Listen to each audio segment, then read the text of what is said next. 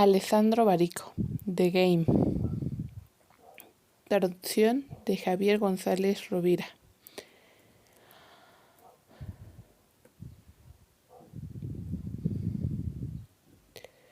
Hace unos 10 años escribí un libro que se titulaba Los Bárbaros. En esa época solía ocurrir que muchas personas normales y casi todas las que habían estudiado se veían denunciando un hecho desconcertante. Algunas de las acciones más elevadas, hermosas y dotadas de sentido que los humanos habían llevado a cabo tras siglos de dedicación, estaban perdiendo lo más valioso que poseían, deslizándose en apariencia hacia un obrar desatento y simplista.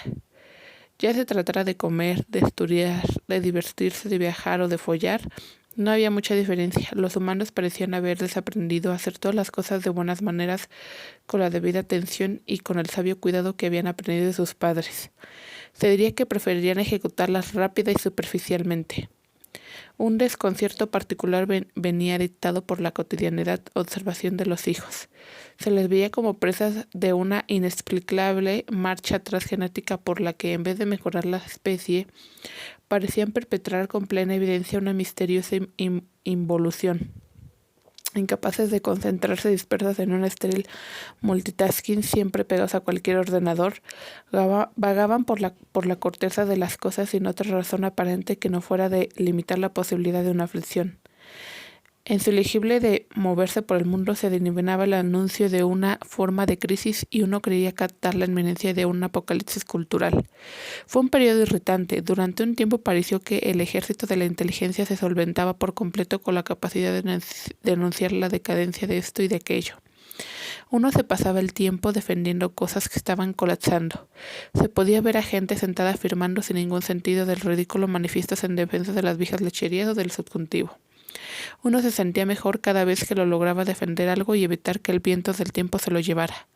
La mayoría se sentía legítimamente liberada de la obligación del futuro. Existía la urgencia de salvar el pasado. Debo añadir que se creía tener algún retal de explicación. Frente a todo este colapso de la civilización, el asunto no estaba nada claro, pero sin duda alguno tenía que ver con la revolución digital. Todos esos ordenadores y la globalización, todos esos mercados, la incubadora de esas dos fuerzas irresistibles había madurado evidentemente una tipología de personas cuyas ambiciones no resultaban comprensibles, cuya lengua se ignoraba, cuyos gustos no se compartían y cuyos modales se repudiaban. Bárbaros. Para utilizar un término que ya en otras ocasiones en nuestra historia como dominadores del planeta nos había servido para resumir la irradiante diversidad de la gente a la que no logramos entender ni domar. El instinto era de detenerlos, el prejuicio extendido que se trataba de destructores y punto. ¿Quién sabe?, pensaba yo. Y de hecho entonces escribí ese libro, y lo hice para aclararme a mí mismo y a los demás el hecho de que con toda probabilidad aquello que estábamos haciendo no era invasión de bárbaros que barrían nuestra refinada civilización, sino una mutación que nos concernía a todos y que a corto plazo iba a alumbrar una nueva civilización de alguna mejor aquella que la que habíamos crecido. Estaba convencido de que no se trataba de una errónea invasión, sino de una astuta mutuación, una conversación colectiva, nuestras técnicas de supervivencia, un giro estratégico genial. Pensaba en esos giros espectaculares a los que, por estos nombres como humanismo, ilustración, romanticismo, y estaba convencido de que estábamos viviendo un análogo y formidable cambio de paradigma. Estábamos haciendo girar nuestros principios 180 grados como habíamos hecho en circunstancias históricas que luego se hicieron memorables. No había que tener miedo, todo iba a ir bien. Por muy sorprendente que pudiera parecer, pronto encontraríamos una buena razón para renunciar con serenidad a las viejas lecherías y al final al subjuntivo. No se trataba de un optimismo idiota como repetidas veces intenté explicar. Para mí era realismo puro y simple. Cuando la gente cree vislumbrar la degradación cultural en un chico de 16 años que ya no usa el subjuntivo sin fijarse, sin embargo, que para compensar ese chico había visto 30 veces las películas que a la misma edad había visto su padre. No es que yo sea optimista, es que aquellos están distraídos. Cuando el radar de los intelectuales se centra en la estupidez ilimitada del libro que se ha acabado en el primer puesto de los más vencidos y se sucede un catástrofe cultural, yo trato de atenderme a los hechos y acabo recordando que quien ha llevado ese libro hasta ahí arriba es un tipo de público que solo 70 años antes no solo compraba libros, sino que era analfabeto. El paso adelante es evidente. Ante un paisaje semejante no resulta fácil establecer con claridad quién es el que está relatando cuentos, si yo con mi realismo quisquilloso o ellos con esa poética propensión de la lectura fantástica catastrófica. Mientras perdíamos el tiempo discutiendo sobre esto, otros humanos por regla general instalados en California y por regla general pertenecientes a una élite escasamente llamativa, muy pragmática y dotada de cierto instinto para los negocios, estaban cambiando el mundo y lo hacían técnicamente sin explicar qué clase de proyecto para la humanidad tenían pensado y quizás sin saber qué consecuencias iban a tener nuestros cerebros y en nuestros sentimientos. No albergaban ninguna opinión sobre las lecherías ni sobre el subjuntivo de la defensa del pasado. De hecho, se sentían legítimamente liberados. Existía la urgencia de inventar el futuro.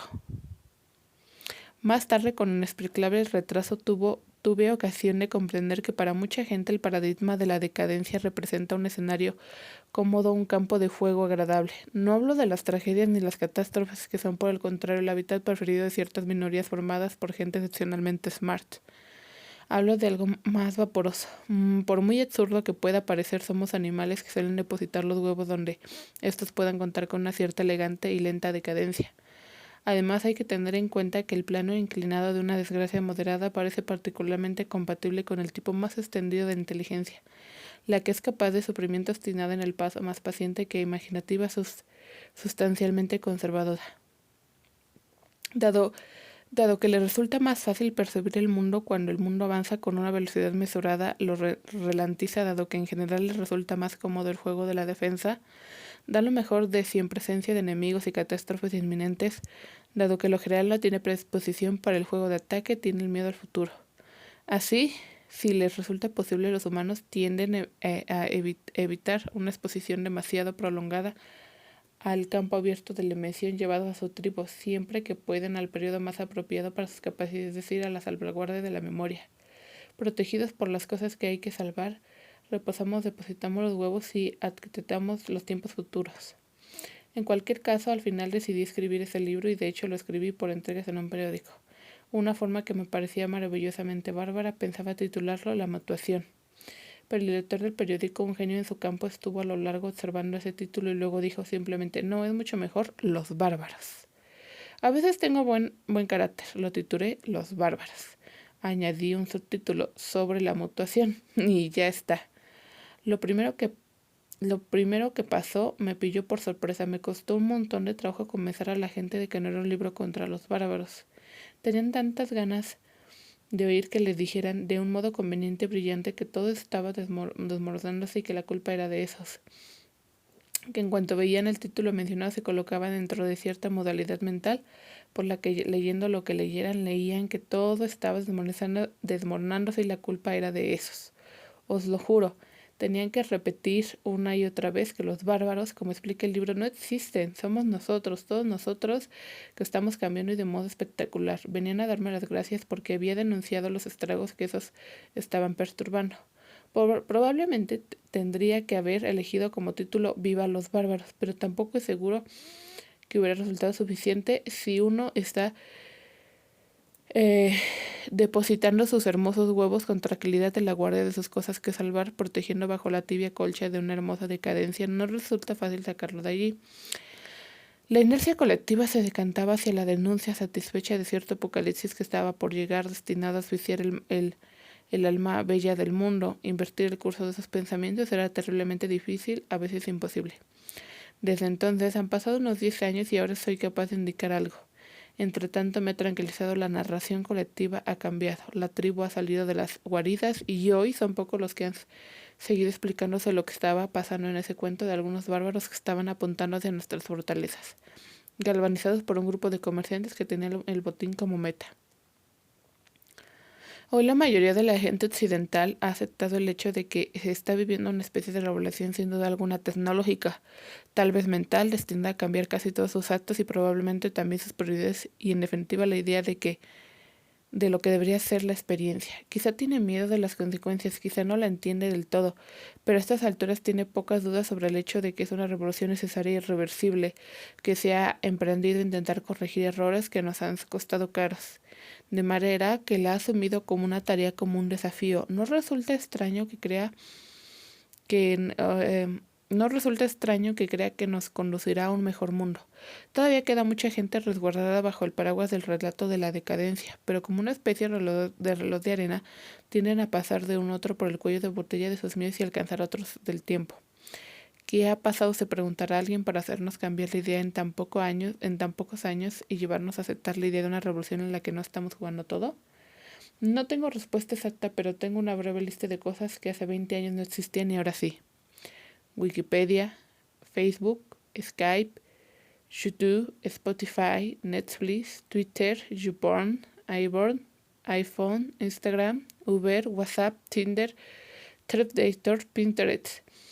Si no tenéis nada mejor que hacer, marcar con una X aquellas a las que dedicáis una parte significativa de vuestro tiempo. Unas cuantas, ¿verdad? Cabe preguntarse en qué demonios ocupábamos antes nuestros días. ¿Hacíamos pulsos de los Alpes suizos? Esta lista nos enseña muchas cosas, pero hay una que debemos considerar aquí. En 20 años la revolución ha sido anidando la normalidad de los gestos simples en la vida cotidiana en nuestra gestión de deseos y miedos. A ese nivel de penetración, negar su existencia es propio de idiotas. Pero presentarla como una metamorfosis impuesta desde arriba y por las fuerzas del mal también empieza a resultar bastante dificultoso.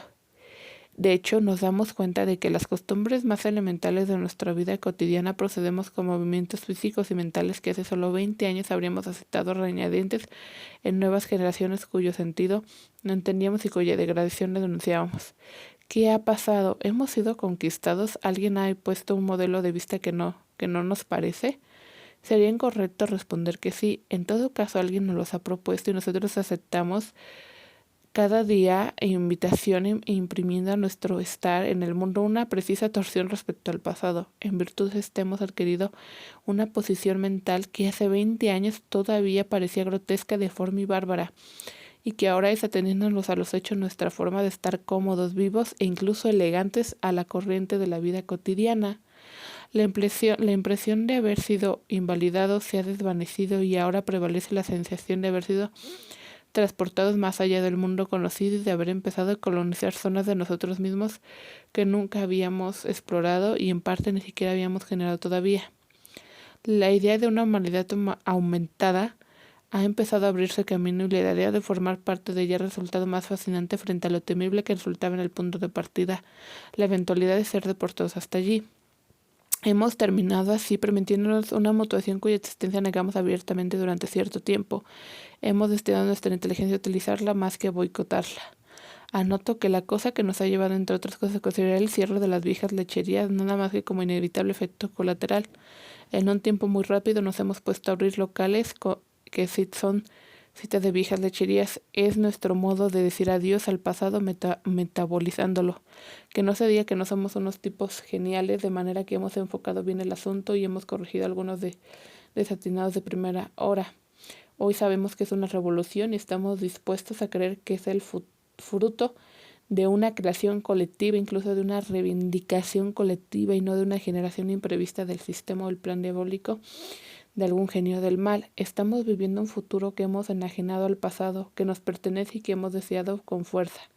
Este nuevo mundo es el nuestro, es nuestra revolución. Bien, ahora es necesario concentrarse en un punto cuanto nos es necesario e importante.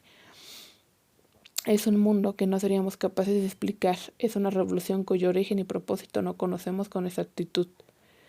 Por Dios, a lo mejor hay alguien que tiene alguna idea al respecto, pero en conjunto lo que sabemos acerca de la mutación que estamos llevando a cabo es realmente poco. Nuestros actos ya han cambiado a una velocidad desconcertante, pero los pensamientos parecen haberse quedado atrás en la tarea de nombrar lo que vamos creando a cada momento. Hace ya bastante que el espacio y el tiempo no son iguales. Le está sucediendo lo mismo a los lugares mentales que durante mucho tiempo hemos llamado pasado. Alma, experiencia, individuo, libertad, todo y nada. Tiene un significado que hace solo 5 años nos habría parecido inexacto y que durante siglos hemos llamado obras de arte y han quedado sin nombre. Sabemos con certeza que nos orientamos con mapas que todavía no existen. Tendremos una idea de la belleza que no sabemos prever y llamaremos verdad a una red de imágenes que en el pasado habríamos denunciado con mentiras. Nos decidimos que todo lo que está pasando tiene sin duda un origen y una meta, pero ignoremos los cuáles son. Dentro de unos siglos nos recordarán como los conquistadores de una tierra en la que hoy duras penas seríamos capaces de encontrar el camino a casa. ¿No es fantástico? Lo es. Yo lo creo y esta es la razón por la que estoy escribiendo este libro.